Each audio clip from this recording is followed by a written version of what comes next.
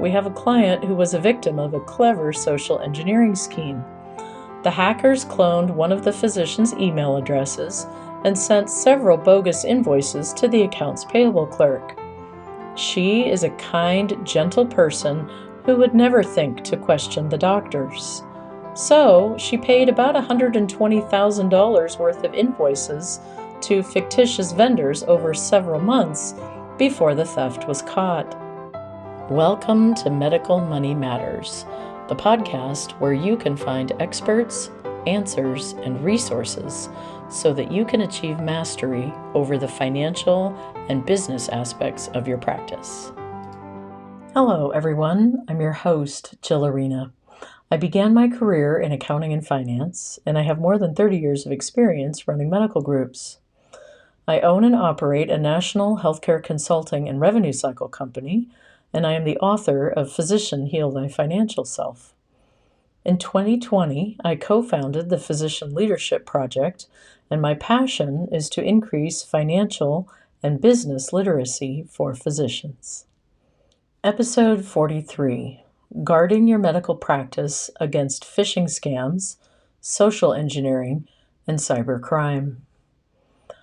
In a world where almost everything has moved online, cybersecurity is a topic that no one in healthcare can afford to ignore. Whether you're a solo practitioner or part of a large medical group, understanding how to protect your practice from phishing scams, social engineering, and other cybercrimes is crucial. Cybersecurity is a hot topic, especially considering how healthcare organizations are often the primary targets for various cyber threats. Our EMRs are great targets for hackers as they contain all kinds of information like dates of birth, social security numbers, and other data points that are valuable to people on the dark web who are looking to perpetrate identity theft crimes. The information stored within medical practices is extremely sensitive. We're talking about patient records, billing information, and even insurance details. And since healthcare providers are often focused on patient care, this may leave little time to devote to issues like cybersecurity, making them easier targets. Another risk factor for medical practices, as we've said many times, the amount of money flowing through the average medical practice makes you especially vulnerable to hackers and thieves. So what types of cyber threats should healthcare professionals be on the lookout for?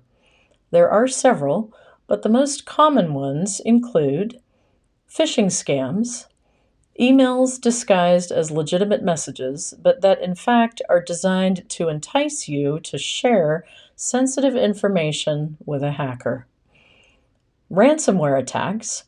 In this scenario, the hackers install a type of malware that encrypts files on your system so you cannot use it, and then they demand a ransom for their release. Social engineering.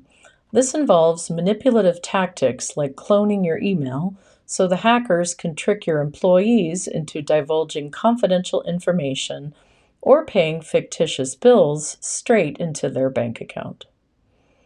Data breaches, which is when the hackers gain unauthorized access to confidential patient information, often with the intent to sell the data on the black market. So let's talk about how to protect your medical practice from hackers. There are some easy internal controls and steps that physicians and clinic leaders can put into place to safeguard their systems and their money. First and foremost, educate your staff. A majority of cyber attacks are successful because of human error. Regular training can make your employees aware of the risks and help them recognize suspicious activities. I make a point of forwarding any phishing emails I receive to our entire team from time to time, just to show them the latest and greatest examples of phishing, so they can delete them if they receive a similar one. It should be noted that a few years ago, you could spot a phishing email miles away with all of the misspellings and grammatical errors. Not so anymore. Keep an eye out. Multi-factor authentication, MFA, is another strong strategy. And yes, I can hear you sigh. Sometimes it feels like we need 18 different logins and passwords and passcodes just to get into our system to begin work. And it's our reality given the sensitivity of the data we are entrusted with. Implementing multi-factor authentication adds an extra layer of protection. Instead of relying solely on passwords, MFA requires additional verification like a phone number or biometric data. I especially like biometric data as it's hard to fake, and I generally always have my thumbprint handy. It should go without saying that we should always have secure networks and devices. When was the last time your group's IT infrastructure was reviewed and perimeter testing was completed? If you can't remember, it's likely time to call your IT guy or gal. Please ensure that your Wi-Fi networks are secured and all devices used for work are encrypted. If you're offering Wi-Fi for patients or guests to use, ensure that it is on a separate network. This adds another layer of security that can deter cybercriminals. Aside from conducting regular security audits to identify vulnerabilities, please ensure that all essential data is backed up in a secure offsite location on a daily basis, or some groups have mirrored servers offsite that keep an ongoing copy of everything that's happening on the servers in real time. This can help tremendously with ransomware and malware attacks. One internal control that is often overlooked is the simple restriction of access. Best practice is to restrict access to sensitive data only to those who absolutely need it for their job functions. The fewer people who have access, the less chance there is for information to be leaked or stolen. We go into many clinics who have not cleaned up their domain security for several years. We find old employees who left years ago and people whose roles have changed but their access has not. In some cases, we see people with very little responsibility at the clinic having the keys to the entire kingdom. Please lock it down. And please make sure that one of the practice owners always has super admin rights so that you cannot be held hostage by a disgruntled IT guy or gal who may be on their way out. One of the most effective low-tech solutions to all of this is to talk to each other, or at least take it out of the email domain. If something smells funny, send a text about it to verify that it's legit. Or find your coworker in the hall and verify.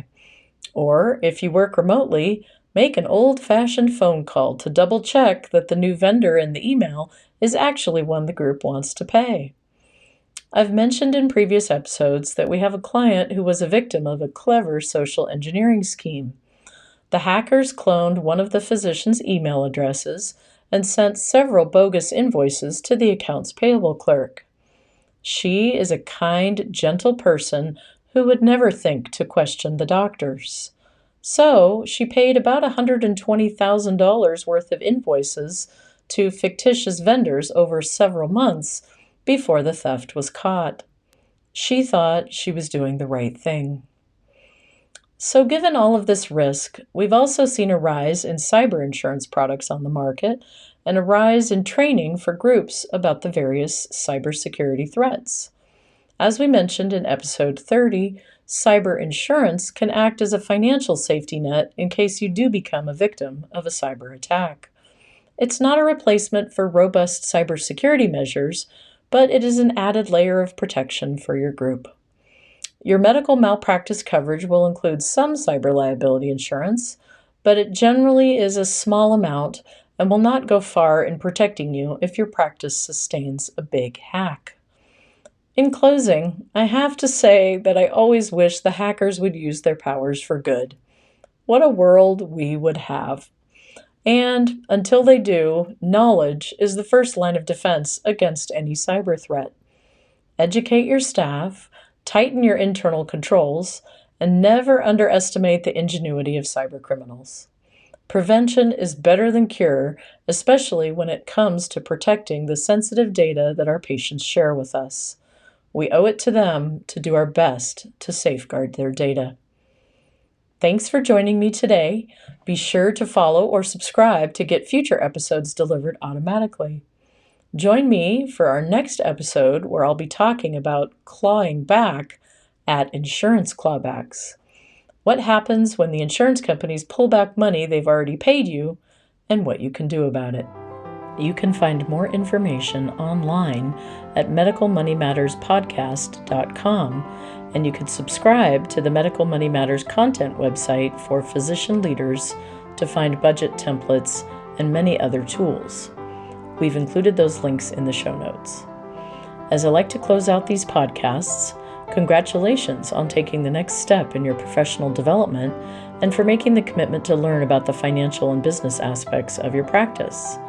I look forward to being on this journey with you and send you my heartfelt gratitude for all that you do for your patients all day, every day.